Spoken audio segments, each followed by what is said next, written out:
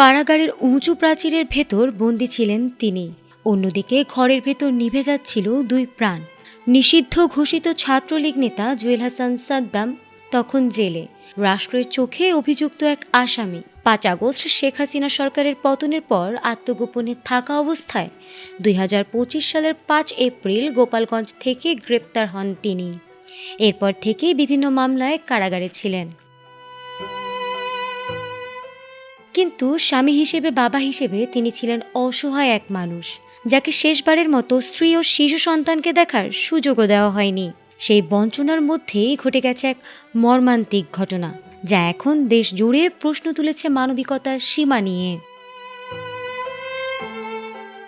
স্ত্রী কানিজ সুবর্ণা ও ৯ মাসের শিশুপুত্র সেজাদ হাসান নাজিফ দুজনেরই মৃত্যু হয়েছে সাদ্দামের অনুপস্থিতিতে। তিনি জানতেনই না ঘরে কি ভয়াবহ পরিণতি অপেক্ষা করছে। কারাগারে বসে সন্তানের জন্মের খবর পেয়েছিলেন, কিন্তু কোলে নেওয়ার সুযোগও হয়নি তার। আর এবার তো দেখার আগেই সব শেষ।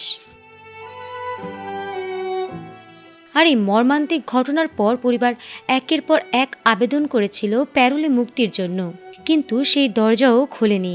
সময় গড়িয়েছে, ক্ষত গভীর হয়েছে।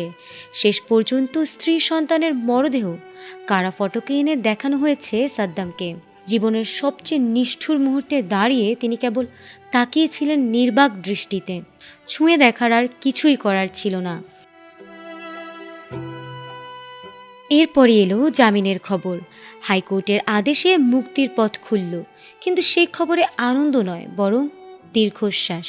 সাদ্দামের পরিবার এই জামিনে ক্ষোভ প্রকাশ করেছেন। তার মা দেলোয়ারা ইকরাম বলেছেন, এখন জামিন পাওয়া মানে কি? ছেলে বাড়ি ফিরবে কেবল কবর দেখতে? অন্যদিকে তার শ্বশুর প্রশ্ন তুলেছেন, প্যারোলে মুক্তি না দিয়ে যে অমানবিক আচরণ করা হয়েছে তার দায় কে নেবে? তার শ্যালক শুভ ক্ষোভ প্রকাশ করে বলেছেন, সবই নাটক মনে হয়। এদিকে জামিনে বের হয়ে সাদ্দাম স্ত্রী সন্তানের কবরের দিকে ছুটে গেছেন। তিনি স্ত্রী সন্তানের কবর দেখে অত্যন্ত আবেগপ্রবণ হয়ে পড়েছেন।